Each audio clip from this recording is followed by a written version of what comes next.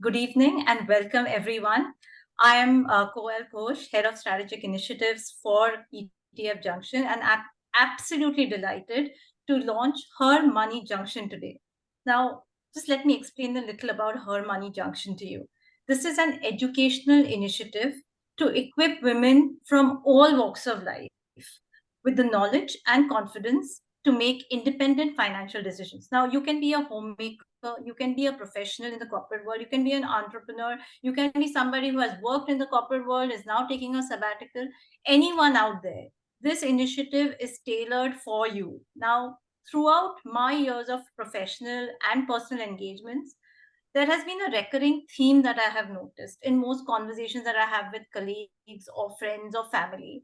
And that has been a common thing about this uncertainty around investment decisions. Often I've heard, how do I start? Where do I invest? Finance is not for me, Baba. So, these kind of things. So, what struck me was also that this is just not people who had just an aversion towards finance. These are successful women, sometimes in top corporate positions or doing very well in their entrepreneur field or in their professional field. So I just was wondering what, in spite of their achievements, why do they lack the confidence and direction to manage these finances? And honestly, is to get very disheartened about it. So then I felt that there's something that needs to be done, and in basically encourage these people to take the lead in making the financial decisions. There are old age biases, whether, why can't they do it? So this is that initiative where I want all those women to say, yes, we can. So it's time to empower ourselves, break free from limitations, and then hold our head high and go out and tackle all those financial decisions that everybody else is taking. So let's demystify the space together. And I'm going to be talking a little bit more because this, and we were discussing this initiative, there's a lot of thought that's gone into creating Her Money, and part of that is also the logo. If you see, this actually logo is derived from the star of Lakshmi, Ashtalakshmi, which signifies the 8 forms of wealth of goddess Lakshmi. So quite a unique symbol. So there are, let me talk about all the 8 forms. I will not get into the details, but just touch upon each of them. One is Dhairya Lakshmi, that's your courage. Dhanya Lakshmi, which is nourishment.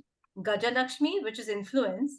Santana Lakshmi, which is fertility. Vijaya Lakshmi, victory. Vidya Lakshmi, that's knowledge. Dhana Lakshmi, like it says, wealth. And Adi Lakshmi, that's new beginnings. Now, today is a significant milestone for me personally and for ETF Junction, as I firmly believe in the transformative power of meaningful discussions and their potential to drive positive change. So, today, let's embark on a journey that not only empowers women in the realm of finance, but also sparks a positive ripple that will create a change and actually influence others to join this movement.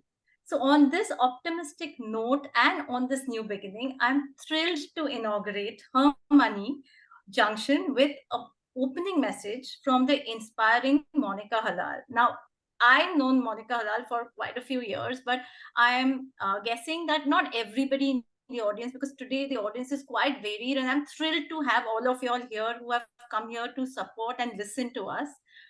So let me give a short introduction about Monica Halal, even if that is possible. So she is a trusted personal finance writer, speaker, and author with a 30-year career spanning across media, public policy, and financial education. She is the founder of Dhan Chakra Financial Education and author of the best-selling books Let's Talk Money. And I was just, talking to her, that has completed 1 lakh in the Harper publications. So congratulations, Monica, again for that. And there's another book that she's written, that's Let's Talk Mutual Funds. She's also chairperson of the SEBI Advisory Committee for Investor Protection and Education Fund and member of Hybrid Security Advisory Committee. She has public policy experience and serves on high-profile government of Indian committees, and that has changed regulation for consumer protection in India. She has 4 published academic papers in the field of household finance. She was a director on the Financial Planning Standards Board and is a member of the Editors Guild. She has worked across financial media organizations, including the Mint, Economic Times, Indian Express, and was the editor of Outlook Money. She has run 4 successful TV series around personal finance in NDTV Z and Bloomberg India, with a professional degree of MA in economics in the Delhi School of Economics and MA in journalism from the University of Wales, a World Fellow 2011. She is based in New Delhi, and recently Monica has also launched her own podcast. So that was actually a short profile for Monica. With that, I hand over this to open this session of the launch of her Money Junction to you, Monica. Over to you. Thank you. Namaskar to everyone. And absolutely delighted to be here. Thank you, Koel, for the invite. My privilege to speak as the keynote speaker for the launch of such an important initiative. Women and money is a subject which is very close to my own heart. And I go out of my way to engage with institutions who are reaching out, who are doing the actual work of reaching out to women and talking about the story of how, if you can manage the Indian joint family, you can manage your money. Okay, if women can manage office and family and be a lawyer, a doctor, an astrophysicist, a nuclear scientist, you can definitely manage your money. The constraint sometimes is only time. But I want to come back to another aspect of my own life where now, as probably, maybe young mothers or women with children who are growing up, I want to put a note here that the early influences make so much difference as to how your life pans out. And I remember this is in class 8th. I'm one of 2 sisters. And I was in a girls' school till class 10. In class 8, we had to make a choice between, we had to choose subjects between economics, home science, and something else. I can't remember what it was. So I remember there was this big discussion between my mother and sister that, the younger kid is always considered a little stupid and a little no good. They're very naughty all the time. So they said, we should just sign home science. At that age, my opinion was of no count at all. So they said we should just take home science. Meanwhile, my father had got hold of that document from school. By the time I went to the next room, he had ticked economics, signed it, and just handed it to me. He, being an economics professor himself, found no problem with a girl in class 8, and this is a long time back, decades ago, doing economics. And I can only say that it was that one decision of his, which he did not even consult me, which programmed me for a career in finance and economics. I went on to do a master's, a bachelor's in economics, and then a master's from Delhi School in economics. And I think sometimes, what if my mother and sister had prevailed and picked home science? I don't know where I would have been, certainly not here. So, as homemakers, as mothers, it is extremely important that we bring up both boys and girls to have this equality in mind, even when it comes to money. We are building that equality in today with respect to household chores, about work, washing clothes, cooking. But this one aspect is really left behind. So a lot of women don't manage money even while they have very high profile jobs, they earn a lot. They tend to hand over the money to the men. And this comes out of very early influences. Growing up, being told, good girls don't think about money. Money is evil, money is bad, hath ka mail. So the sort of the evil rich, the sort of social connotations we put about money and then put gender into it, it becomes a toxic combination. And the girl child thinks that this is a behavior which is going to be disapproved. So they distance themselves from this money decision. In business families, I think the story is a little harder, where the assets go down the male line. So there is very little incentive to talk to the girl about money, about the value of the business, because at the time of marriage, her sort of share is given to her as whatever you might politely call, but is dowry, or the gifts that she gets at that time. she's usually given that, and that's really her share. Of course, the law has changed, it is different, but that's how a lot of business families work. So um, and after, after you grow up and you start working, um, the truth is that women work both inside and outside the home, and typically it is the man who helps out a bit at home. There is no sharing of work, even in terms of the mental load of running a household and extended family. So for the woman who's working both at home and outside, this is the one decision that he is happy to take over, and she is already so overburdened that she gives it up, and with that she loses the economic power within the household. I'm not saying that there is trauma and torture in every household, but I have seen families where the woman is empowered with money. The power equation is a little different. It is just honestly a little different. I don't know how to put this nicely, but money is power, and we are not going to give our power away. You have to start with baby steps. And at the risk of promoting my own book, all I can tell you is Let's Talk Money is a book that a lot of men buy. They find that it's such easy onboarding that they give it to their wives, their sisters, their daughters, because we come to investments really at almost the end of the book. A whole lot of work happens before that. So it's a very easy onboarding onto finance, and it's a basic primer that every girl must absolutely read and be in charge of her financial life. Further, um the error that a lot of women make when they embark on the journey is to think that they try and take complicated decisions in the beginning.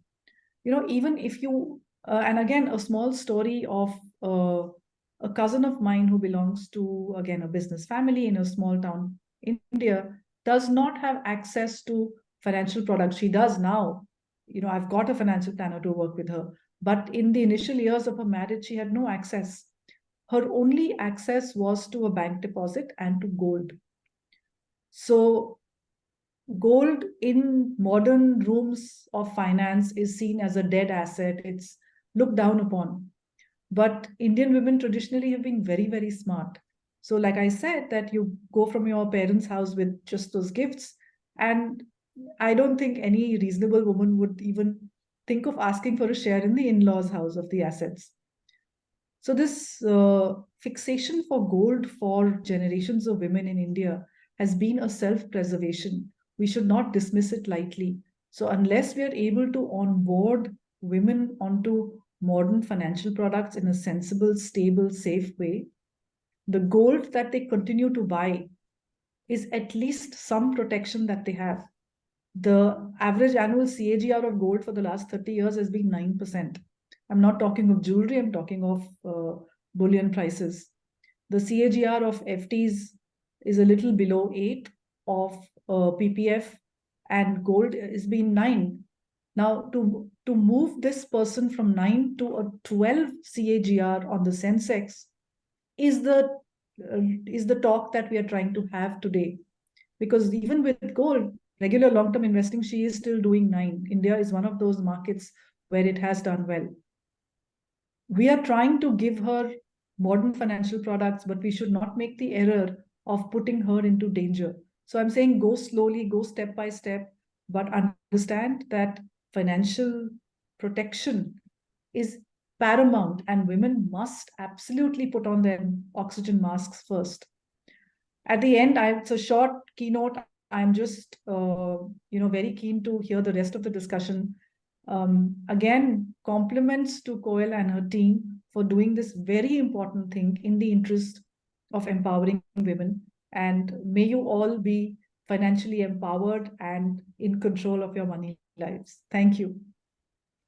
Thank you so much, Monica. I think that was very insightful, and also that you shared a lot of things about biases, a lot of things about taking charge, how, and also some statistics, and on areas where I think a lot of people don't understand the kind of returns that gold and FDs, etc., are giving. And that jump from, right, 4% to 12%, people think, oh, this is not something meant for me. But this is exactly the conversation I want everyone here to listen and understand that it's not that complicated. And I know this is, and I want to reiterate it by not just Goel Ghosh saying it, but a lot of industry women who've been there, done that, and learned up the curve. So you actually get to learn from people's experience, and that's what this platform is all about. So now moving on to the next segment, we have an eminent panel of speakers, and our aim is to understand their journey. They're also going to be sharing. So this is not going to be a technical space where people are going to be showing you Excel sheets, giving you numbers as to, okay, this is where you're going to be putting your money. This is how you need to analyze and manage your money. This is about first steps to understand why it is important for you to take charge. So you can learn from all the conversations that we have, how we can correlate and learn, so we can understand that this world of financial management is not rocket science, and finance is not some kind of Greek and Latin for us.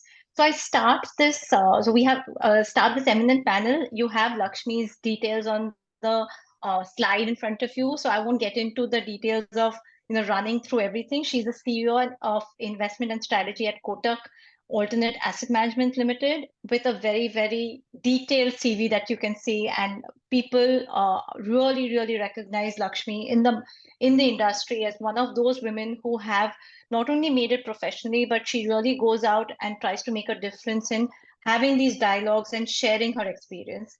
Next, we have Jyoti. She is into fundraising and PR at Singularity AMC, and she's the founder of Etherwire AI. She's also somebody, she's actually an ex-colleague of mine, and has a very, very detailed, I think a broad and diverse experience in the world of finance, burnt her hands, learned, and lot of personal experiences. I'm not going to spill the beans right now, and I'll let her talk about it. And last but not the least, we have Hansi Mehrotra. She has 30 years of financial experience. She's the founder of Money Hands, and she has 30 years of financial experience in the industry. And she has been also, she has international experiences, and you can see that across in her CV as well, which is right out there. If I have to read out all these accomplished women and what they have done in their resumes, I think we're going to finish half of this session, and I want to be talking to them rather than just introducing them. So welcome Lakshmi, Hansi, and Jyoti to this session, and thank you for coming today to this launch. And really happy to have you. Starting with Lakshmi. Lakshmi, we said I'm going to talk about personal experiences. So how was your initiation to the world of finance, rather than not only in your professional capacity, but also when you took your personal decisions into taking charge of your own finance? Yeah, hi, Koel, and hi, good afternoon to all of you. And it's a great thing to be there at the launch session and talking about a subject which I'm extremely passionate about. And I'm jumping straight to your question, Koel. I'll tell you, my investment journey actually started in Kotak, which was actually an investment in Kotak Mahindra Finance Limited. This was pre Kotak Bank was formed in 2003. And this, an equity colleague of mine whom I was working with in Kotak, when I joined Kotak in Kotak AMC actually in November 99. And he said, do you invest in equity? I said, I don't invest at all. And I don't know, it was a very a matter of fact or a matter of pride that, I earn and I spend. That was my tagline to him. So he asked me, do you earn all and you spend all? I said, yeah, nobody is dependent on me. So moja types kind of a thing. So then he said, okay, why don't you buy some Kotak Mahindra Finance shares? I said, no, shares doesn't make sense, too risky and stuff like that. He said, no, you buy 100 shares. Price was about $100. And he said, I'll underwrite your losses. I said, wow, that's like a damn good deal. So the Banya Buddhi in me said, okay, somebody's underwriting your losses. And he said, profits are all yours. I said, this was a eureka moment. I invested 100 shares back in 2000 at 100 rupees. Within a very, very short span of time, I can tell you that 100 became 200. So my 10,000 actually became 20,000, and I sold it. and the rest is history. So I don't even want to tell you what happened after that. But the bottom line is that was the initiation into the world of finance, and most importantly, the power of how money can grow for you, but you have to have discipline and patience. I think those were the earlier on lessons that I got right from the shop floor, as you call it in engineering parlance, that making money may be easy, but growing money is extremely difficult.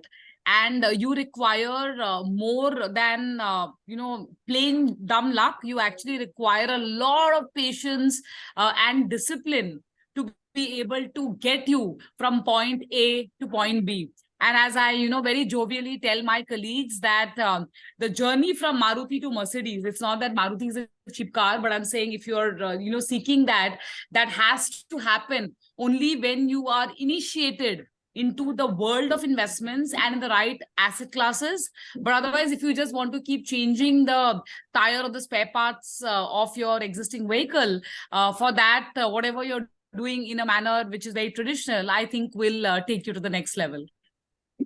Uh, Thanks, Ashwin. No, I kind of correlate with it because I remember even when I started my career at, ILFS AMC, and that was, I had one person saying, you don't want to invest in equities. And I was like, I'm too scared to invest in equities, and because I'll make losses. And I think that's the one thing which is very revealing, was that if you don't make losses, you will also not make profits, right? So that's how I started, and I started my first equity initially, and incidentally, it was in Kotak Bank. So, I think even I'm smiling. I still haven't sold it. It's gone through dividends, splits, etc. But, that was my initiation too.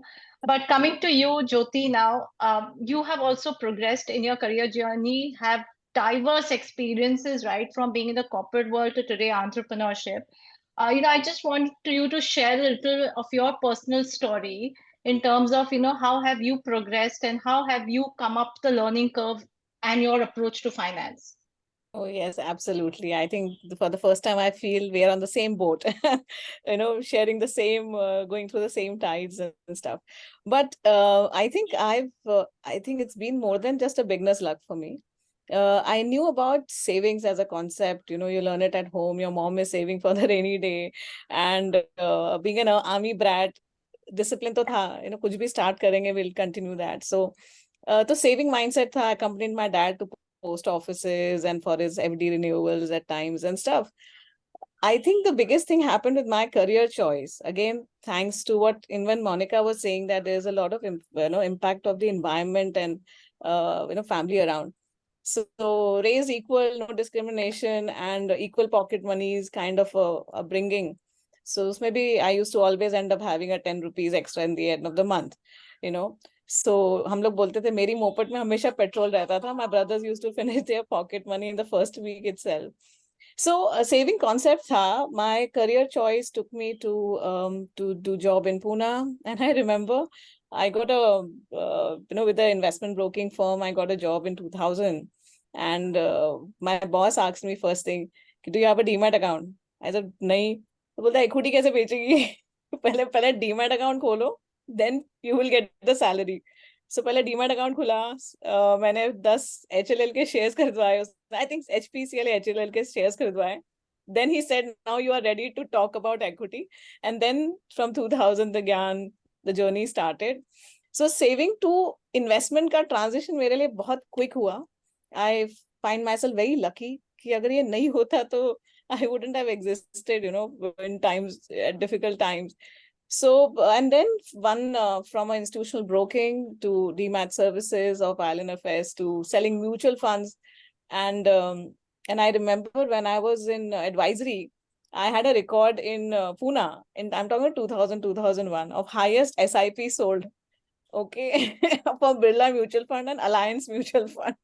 So like 30 SIPs each. So those are big numbers at that time. So I think that was itself my way of saying I have discovered something, the financial prosperity through small savings. 500 के SIP बेचते थे हम लोग. और तब inflation की बात करते थे कि आज की 12 रुपए की ब्रेड 100 रुपए हो जाएगी. How would you sustain? So I think equity gave me, the career gave me pathway to knowing a lot of financial products, not just knowing, also bringing it out, sell it down, introduce the culture of investments amongst, when at first it was retail, then you upgrade yourself to equity and stuff. So, treasury products. So I think just timing wise, being there, the career itself took me through the journey. And then your own liking takes you to understand offbeat investments, like I do investments in private markets and stuff. So investment has been my, in my bloodline now for myself, and I advocate as much as I can. Thanks, Jyoti. And I think, we do correlate. A lot of people out there correlate with, some of the biases that, Monica mentioned. I think some of the hesitation that probably I and you had initially, and then getting the confidence and moving on. Moving to Hansi right now. Hansi, while, Jyoti, Lakshmi, and I have been a lot, and we've known the Indian markets a lot. I know that now you've been in the markets for a while here, but you also have the experience of working in organizations and being, kind of placed internationally. Just want to get a little perspective of, firstly, obviously, your own journey, and how has that international experience, influenced you, or also given you an understanding Yeah. of as to how investments are viewed by the generic, women and in general overall, both in the international and local space. Okay. Hi, everyone. So thanks for the question. Basically, I've spent most of my career overseas, but just for the record, I grew up in a small town in UP. Okay, so this literally is a small town between Kanpur and Lucknow. So I have I guess, a best of both worlds sort of perspective. My dad is from there. He had gone overseas, made a lot of money, and then lost it all. So actually, my childhood was traumatic. My parents split. Forget single parent, both the parents weren't around. So I didn't have any of the influences, good or bad, by either of the parents. I was basically growing up with my grandmother. So some things you pick up just because you see your grandmother. But as luck would have it, I was very good at my studies.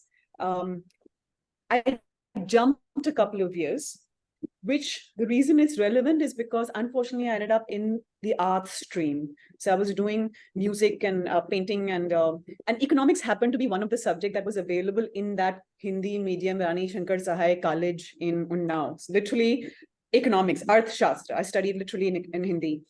So from there, I told my dad, Harshad Mehta is looking on the cover of some magazine he was, can I be a stockbroker? And my father, whenever I saw him, he's like, you can become anything in the world, become a surgeon, become an astrophysicist, become anything in the world.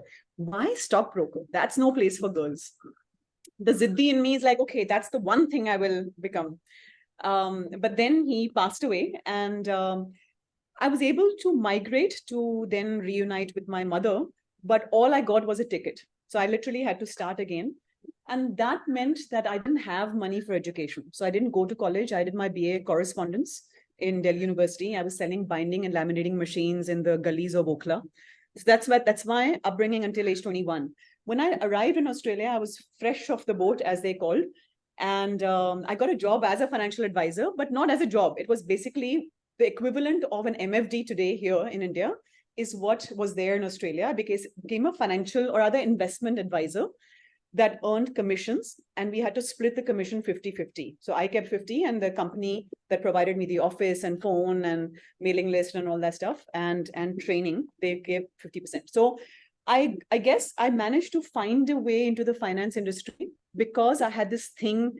हालांकि मुझे मालूम नहीं था कि, so first class, so I joined a course. So I was working full during the day in this office. I joined a graduate diploma in applied finance in the evenings. And on weekends, I would wait at tables to get money to be able to pay for all of this. Because all I got was like, okay, here's a sofa bed and this is all you can get, and then make your own way as soon as you can leave the house. Because she had remarried and all that. Anyway, so I walked up to this guy who was my tutor, who was a stockbroker, and I said, I want to be a stockbroker because I've heard about Harshad Mehta and all that, but I don't know what they do. So he just burst out laughing, saying, why do you want to become something you don't even know? And funnily enough, even today I hear that. Long story short, I managed to build a career in finance. I enjoyed I actually couldn't get into a stockbroking company, but I entered into mutual funds instead. And I loved mutual funds so much that I ended up then building a career for the next 30 years in this only. So that was kind of like my initiation into it. I chose economics, I chose finance, I fought for it, and I entered. But I think I missed out on that whole, I would have loved to have gone to Delhi School of Economics if I had a choice. But anyway, I managed to build a decent career. So I worked as a financial advisor, as a research analyst, and then joined. Then Mercer tried to buy that company. And through that, I managed to get into Mercer as well. Now, Mercer is the McKinsey of investment consulting. At one point, I set up their wealth management division. I was running it, and I was like very proud. And this one time, my boss sort of came to me and said, we need to protect you. And this is after an investment committee meeting. We need to protect you. And I said, why? Why would you need to protect me? I mean, I'm doing well in my career. He said, look around. The investment committee is older, white men who have actuarial degrees. You are female, young, with an arts background. Literally, they'll eat you alive if I don't protect you. And that was the first time, I kid you not, in 20 years that I realized that I was odd one out. Until then, 20 years in Australia, not once did I need to fight as a woman. It was just taken as a given that the best person will get the job.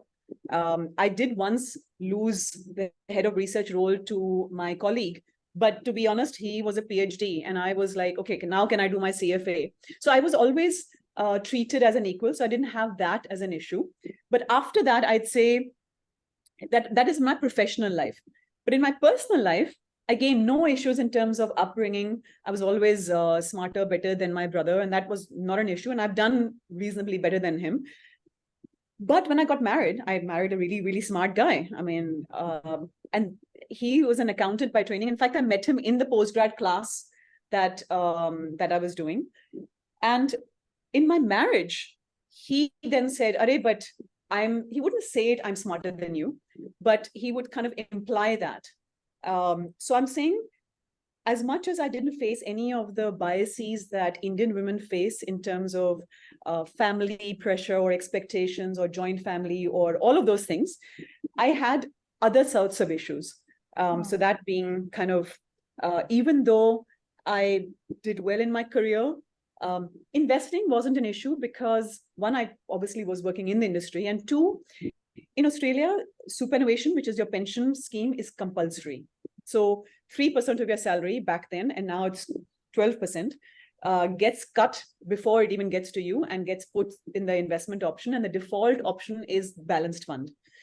So that to me was not an issue at all. I had no one had to initiate me into it. But in our personal finances, not that I didn't know better, it's just to keep the peace. And my husband lost his job, so he was depressed. So just to keep him happy, it's like, okay, fine, you take care of our investments. And he, being typical male, got overconfident and blew up all our money. So not only did my dad blow up his money, my husband then blew up our money together. So twice in my life have I come down to being, second time around, I wasn't on the street per se, because my career was doing well. And so the point I would make in all of this is investing for women is fine, and we should definitely encourage it. But I think in the end, the primary source of your wealth will be your career, will be your main income source.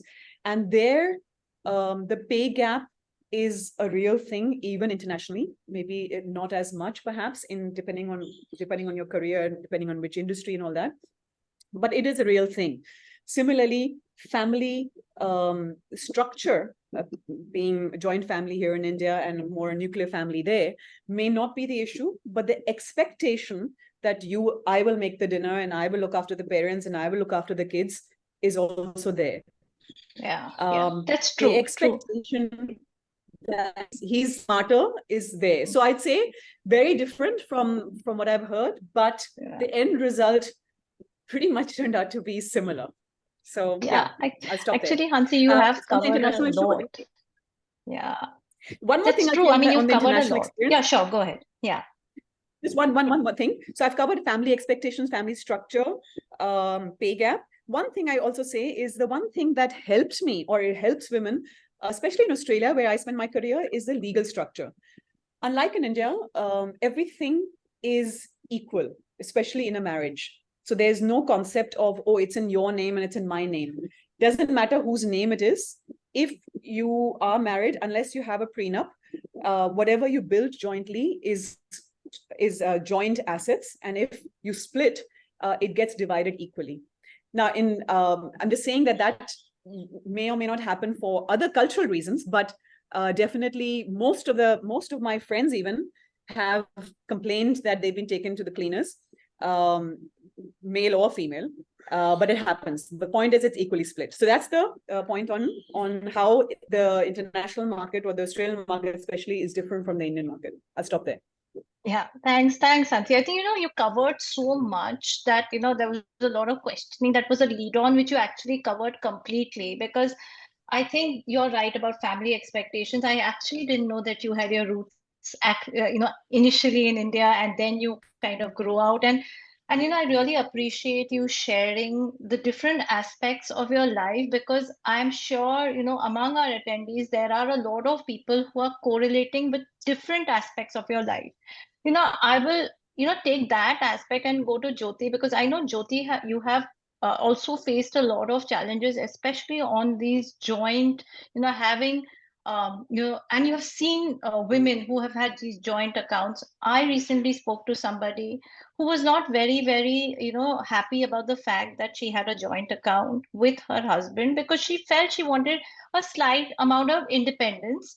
Not that her husband has any issue, but your sense of worth, your sense of, kind of identification, and something where you're not going to be questioned about. So, Jyoti, just, without probably delving into too many details, if you can share some of the challenges that you have faced, and, how has that changed your perspective or made you confident? Because I think where I see Hansi, she was bold. She walks up to the stockbroker, say, I don't understand, and I still want to learn about stockbroking. Not too many women can do that today. So just your perspective, Jyoti. Sure, certainly. No, I think two things. Career, of course, helps you navigate in life, and then there are influences for personal life and situations. What made my faith in financial independence, being financially savvy? It's a great thing that I started very early in career, right from job one go. I had the right influence, right environment to grasp as much as possible and be the advocate of financial independence and regular saving and stuff. I didn't knew that this exactly the habit of investing regularly instead of saving, making your money grow, having milestones and stuff in your approach would help me in the most difficult times of my life, which I believe no one can prepare you for. And times where dad used to say, अगर पैसे दो पैसे जेब में है तो दान भी कर पाओगे और दारू भी ले पाओगे. Okay, that means you need to have, while his reference was savings, I also made him invest in SIPs and mutual funds, and he made some great gains in that decade. But that's a separate thing.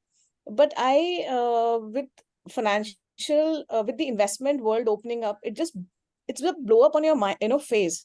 An equity giving you a return of XYZ%, which never heard me over. I'll give you an example. When my father retired prematurely in 1997, his entire life saving in PPF was 32 lakhs. Okay. And out of which he got immediate 10 odd lakhs, and he was happy. I'm a millionaire today, that way. My first car, out of my financial investment habit, my first car was of 13 lakhs cash down purchase. That was a stupidity to purchase cash down. But you know what I mean? So when my circumstances in life changed, while I was very savvy about financial investments and I felt like a cat, but banking, I was very poor. Where I did two mistakes. One was leaving it to my ex-husband that time, because I had no idea about his motivation ultimately, but literally left it on him. And I remember categorically that being looked down if I would bring up the conversation of having the mode of holding change to either survivor, while his account would be single, mine was either survivor and joint and stuff. I did not took that conversation too far because it was just not supported. So I would, for the peacemaker that I am, I would, but that came to back bite me big time.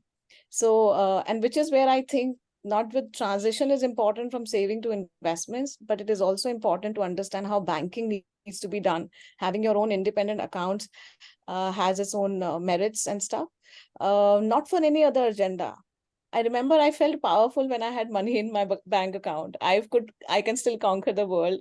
I have no EMIs in life, so I could establish the basis. And each time in life's vulnerability, where there was investments required and some exigencies, I remember me cutting the biggest check in the family. This was so it gave me till today my entire. I'm present here in this format of a founder, and sent my as a single parent sent my child abroad for study is only and only possible because I could invest wisely and look beyond life circumstances and make investments.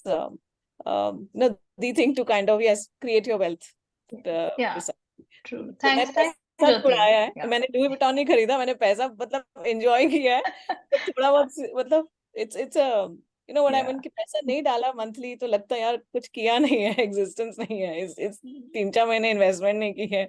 So Yeah. now I'm from that school of thought. So No, and I think it's very, very important. I think what Hansi and you have shared, I really do appreciate you all sharing this because, these are very sensitive topics which generally people don't bring up. You will find people hesitating. There are some families where bringing up something is almost sacrilege. So that's these are the kind of conversations, and then we will get on to breaking these. But coming to you, Lakshmi, we have spoken about challenges. We spoke about initiation, but you have actually are somebody who has been a fund manager, come from the world of finance, investing mutual funds, and today into alternatives, which is a very different space. But we really I think move on to the segment where we provide some guidance to the audience in terms of maybe a broad, not exactly 500 rupees where to put in equity, where to put in which mutual fund to put in, which asset to put in, but something as a broad guidance. How do you start viewing this whole aspect? Okay, now I've decided I want to take charge of my money. Now the next question is how and what do I do? So how does one address those questions? It's very, very pertinent, I would say as a next step. So first, the thought process is initiation, getting acclimatized. It's like, going to Leh Ladakh. You first get acclimatized, there is beauty in the mountains and stuff like that. But to be able to reach there, you have to plan. And that is where your goal setting comes in. And so the acclimatization part is over, which is the initiation part. And then you start saying that, what, I want to get to this sum, which is like $100. So to get to that $100, what is it that I need to do back working for me to be able to get there? It's very simple. It's like saying that I want to travel from, say, Bandra to Nariman Point in Mumbai. So it's going to take me, I need to reach there at 10. So I need to leave from my destination where I am to reach there at least 60 to 70 minutes in advance. And that's exactly what we call as goal setting and financial planning.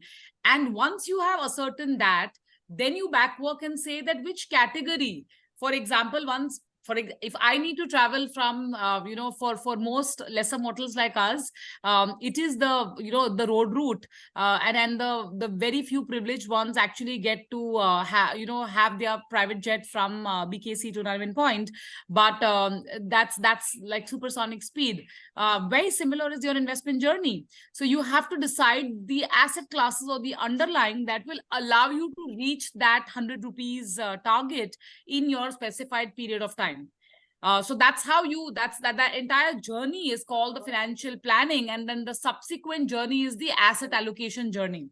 Now, as intimidating as it might sound, we started off saying, and Monica also alluded to it, that this ain't rocket science, because I'm not a scientist, and that is the reality. I am an investment manager. and always believe in the fact that it's nothing extraordinary. It is just about applying some common sense, and the biggest common sense and realization that all of us, and all the viewers, and of course women who are aspiring to make it there, have to realize that in the real life, like in the real life or the movie life, there is a villain which is eating into our earnings. And that villain or that monster is this monster called Mengai or inflation. So the sooner you realize that what I am earning today is 100 rupees, entire 100 rupees is not my spending capacity, because there is constantly this evil person called inflation which is eating into it. That is when you start much faster and start planning for it. I think it's a non-negotiable. And for those who think that it is extremely scary, I am apprehensive, well, I always tell this to people, whether you saw, Virat Kohli batting, or, breaking Sachin's record, or Sachin breaking previous records, they all engage the services of a coach. So go and meet your personal financial advisor, go and meet your distributor, whoever you have confidence in, but do it in a very scientific manner. Google Buddhi or Google hat, I tell, is, for the absolute novice who think that they know it all. But for everything else, in fact, in one of these memes, there's this doctor's clinic which says, please remove your Google hat before you enter my clinic. So I think that's extremely important. And Tara, I'm telling you that you do not need to be the Aladdin, because the investment itself will be your magical lamp. Thanks, Lakshmi. I think that's very, very valid in terms of, having that guidance. And a lot of people think it's not worth it, but that's very critical. Hansi, I know that you have been doing a lot of, financial literacy and education around. So, for taking from that experience that you've been having, and taking what, Lakshmi has been saying in terms of providing guidance, what would you, say today is the biggest challenge that women will face, and in terms of understanding, in terms of education, what are you seeing out there in terms of what they need to equip themselves to move on? Right. So I'd say that what Lakshmi outlined in terms of financial planning and asset allocation is exactly the same whether you are a man or a woman. Okay, so like many other websites, my website, The Money Hunts, has step-by-step guidance on how to do both. Happy to, you can go and check it out. In terms of what is different for women,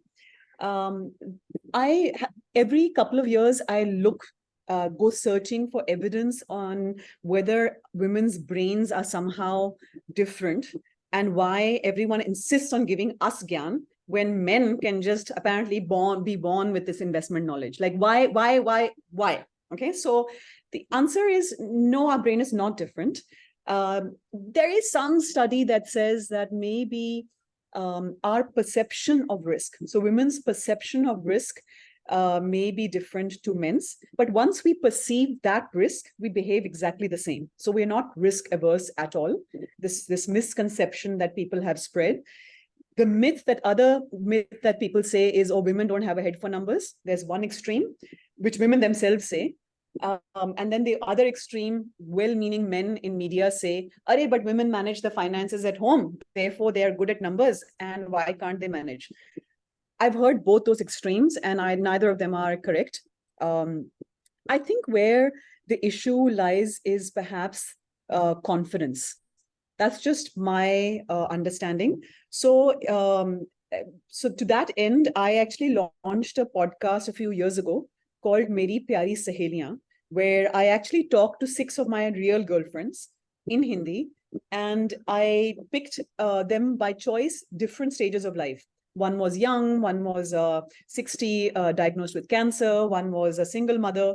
I purposely chose different examples to ask them how they talk about money. So I think Monica's title in terms of Let's Talk, I think that's a very good one. I think the first thing that women can do is start talking more. Let's talk amongst ourselves. If somehow society tells you that it's not okay to talk money with men, well, okay, talk to us, talk to ourselves, talk to your girlfriends. It's okay. If you don't talk, you will not know. If you don't talk, if you don't do research on what salary the man is getting, then how can I negotiate and go away with the gender pay gap? So I would say the first thing is just start talking and start. It's like you don't read every recipe book before you start cooking. You have thoda bahut basic recipe ki dal chawal kaise banate hain, and you start. You make some mistakes along the way, and you then improvise and can build on it. Like that, I'd say the simplest way to do is start with a passive fund. Your ETF thing would be perfect for it. So I always say just a passive ETF, simplest thing, just start. Okay. Yes. Then as you start getting information, you can build on it. I'm not going to go into the active passive debate. My point though is simply when you have time and confidence and access to people to talk, then you can do. But otherwise, there's nothing stopping you other than your own sort of confidence. And I'd again reiterate that working on yourself to earn more money is definitely more important. And then investing obviously is a secondary thing if you have the luxury of having your own portfolio and all that stuff. So certainly that's the only thing that I had to say. Thanks. Yeah, Thanks. they're the only two things. Yeah. The other thing, one more thing I'd say that there's another podcast that I want to do where I want to actually pick up on how women, our relationship with money. That's the money psychology. So I want to dig deeper on this issue, but that's coming. But in the meantime, I think everything that you need to know really that I've shared, Monica's shared, everyone's shared is basically reality. You just have to navigate that in terms of family. If you can do that, then just start and build your confidence along the way. Brilliant, actually, Hansi. I agree with you. Talk to your friends, talk to the women. This is, I think, what I take away from, you especially, because I think that's where the confidence, fails. Because I was just, incidentally watching a TED Talks today, and there's this lady who's saying, just about this, the kids, when they are small, the boy is told climb the highest, ladder, jump off the ladder, while the woman, the girl is saying, no, be careful, be careful. So I think right in the beginning, you are taught to be careful. A woman will apply to a job when there is 100% all the criteria match, while the man will say, okay, you know what, 60% matches, I'll go ahead and do it. These are things that are very I find I am also guilty of that. I look for perfection at times, and I'm trying to change that. And I think I'm reaching out to all you women out there, and men who are promoting women who have joined this conversation. I'm very proud that y'all are here, because I think one of the biggest important that when we have conversation, a woman should feel confident to talk to her brother, her husband, her father, saying that this is what I want to do. So, we are kind of running out on time. So I will just take last, comments. Maybe Hansi, start with you in terms of your message to her Money Junction. I know you actually have already said it. It always comes down to that, have the conversation, but your last few words.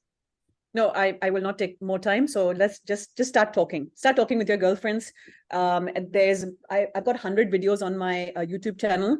Feel free to go and comment on any one of them. Ask any question. I promise you, I will answer it. So use me as your first girlfriend, Saheli, to ask any question that you have money related, and we'll go from there. And if I can't answer it, I'll find you someone who can. So yeah, and thanks, Hansi, and so is to all the audience. Her Money Junction is exactly that space. ETF Junction handles are all available on all social media: LinkedIn, Twitter, Instagram. Please, we'll watch the space, add it to your following, so that you can start listening, because we are going to be making a lot of noise. Like Hansi is out there, the Lakshmi, Jyoti, everyone. We are going to be talking more than just this launch and giving you more and more inputs.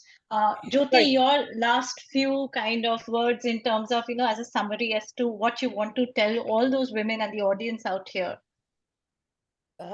Hansi raised a finger. No. Jyoti, go ahead. I don't want to take your time. So you finish, and then I might just add something. Yeah.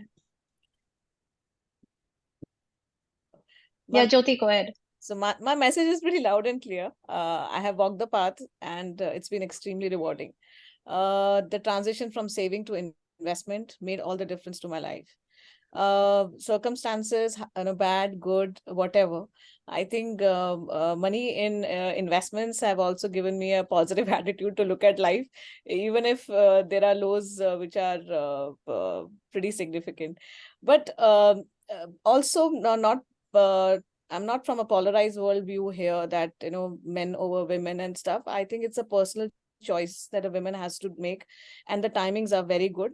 Men have been given responsibility overall to kind of run the finances and stuff. I think I see more and more women coming forward and taking, help whatever is there in their way. The last bit that is left is that take the next step, start investment, and I think mutual fund industry did a fantastic job of taking the messaging of investment and smaller investment to at a very tier 3 level of the country. I think similarly, women dedicated campaigns could help. And I think what Koyal with ETF Junction and Her Money, what you're doing, I think this is exactly the kind of initiatives that will be the catalyst, not just for knowledge upgrade, but also on the execution side someday. So women, men out there, if you haven't started investing, do invest. If you're confused, clouded, come to there are platforms like ETFs, and trust me, ETFs is one of the best strategy. Passively make active money in a long term. So all the I'm living example today that it's because of financial backing that I created, and thanks to the career that I chose in this industry, I have always taken investments, planning, milestones, all of it very seriously in life. And that's why I could smile and laugh today on whatever, life throws at me or otherwise. So, yes. So yeah, that's my more than 2 cents, Koyal. Sorry. Thanks a lot, Jyoti. So, and concluding, finally, Lakshmi, we are really running out of time, but I do want you to, share. I mean, everybody here has been so kind to share their personal experiences, but I think, Lakshmi, you've been here in the industry for a long and continue to be an idol for a lot of people. So, your, kind words. Like I said, this is not the last time people are going to be seeing you on this platform, but, as a parting note, what would you have to share? Well, my message is extremely simple. Start with a very small experiment from one end of your house or your office to the other. Just shut your eyes and try walking and see what happens. I don't need to tell you that the answer and the outcome is very evident. And that's exactly what happens when you are not financially equipped, when you are not financially aware. And most importantly, when you do not even know that you need to be financially independent or what it takes to be financially independent. So I think gone are those yesteryears where you need to behave like Gandhari. It is really not required to put that patti on your eyes as far as your financial planning and your financial independence is concerned. So I think go for that, extra mile, and dunya se kaho, copy that. I think that is going to be extremely important. And if you do that, the sense of I would say relief that you will get is going to be extremely be unmatchable. Point number one, and make that your Sridhan. I mean, that is going to be your new Sridhan. And when you equip yourself with this Sridhan as your Astra, then trust me, you can conquer any battle. Thanks so much, Lakshmi, Jyoti, and Hansi. I mean, I can't thank you enough how important it was for everyone here to actually hear real life stories, because, everything is not hunky dory out there. We today have very well established, I think people who have been very successful in their personal and I think professional careers. But, you also heard from them that they've been through quite their ups and downs and climbed those mountains and fallen off them, bruised and cut and got up and ran. So I think that's the whole idea. I'm trying to build that sense of courage in all of us, so that it's finance, like I said, it's not rocket science. So it is an easy avenue to go and access, and this is very important to take care of your charge, be independent. The sense of kind of self realization and the confidence that you will get out there with this managing your own money is really huge. So I think with that positive note, I actually want to invite Saket Kumar, who is one of our co-founders for ETF Junction, to share his closing remarks and his basically notes on ETF Junction and this session today. Saket, you're on mute.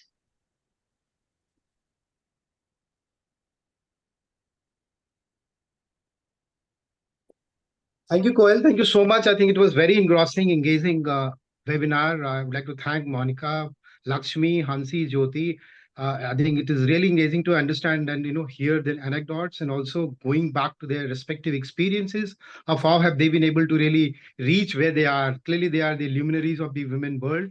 And we are very, very fortunate and really feel blessed that they have been a part of the first session which we are having. See, at ETF Junction, we clearly believe that awareness is a big thing which we have to drive, and we are making lots of effort. And clearly, one segment which has so far been left out, and we are trying to address them, because even if you look at the MP data, out of the September number which has come, 4.04 crore investors, clearly women is not even 40-50%. And that is something which can really add up to this entire impetus of reaching 1 crore AUM, which we all are pushing for. If I go back to my memories, I've been seeing my mom, she's one of the women I really admire in my career in life. I would always see my father giving money to her, and she would ensure that even at exigencies, he will have money for our crackers, so well at, savings. But we feel that, whenever I go and you just tell her that, why don't you invest, where to invest, she would say, "Mujhe kya pooch rahe ho? You know it better." Now, this is something I'm sure everyone's mom would really look forward and have the similar answer. If you look back, I think clearly one thing which is missing in this entire, I think the way they manage house, the way they manage every affair, their careers, the kids they bring up, the house, the families, everything. I think clearly that they are equally good at, investing. And, we have examples here in all the speakers who spoke today. Clearly what is missing is the focus, right? If I believe that, wherever the focus goes, energy flows, right? And that is what we see. People who have understood this, they have made a difference. This, as Koel also stated, is just a small initiative which we have taken. I'm sure it will gather momentum with the blessings of all our audience and the panelists, and we would continue to, push things on. Thank you so much, Saket. And to all the audience out there, I have to do it. It's my job. Please follow ETF Junction and Her Money, and do share your views, your questions. We are right there to answer, and we will keep coming up with more such discussions. Again, Monica had to leave, but Monica, Lakshmi, Jyoti, and Hansi can't thank you enough. I mean, this has been really, really, like I said, it was personal. This was just enlightening for me and wonderful to hear from all of you. So thank you for making it to this launch. And on that positive note, let's hope all those women out there are inspired to start taking their first step. Right. No, thanks. Thank Koel. you so much, and all the best. Bye. Thank See you. you. Lakshmi, I was Bye. looking forward to your movie thing, but okay. Thank you. Thank you so much. Thank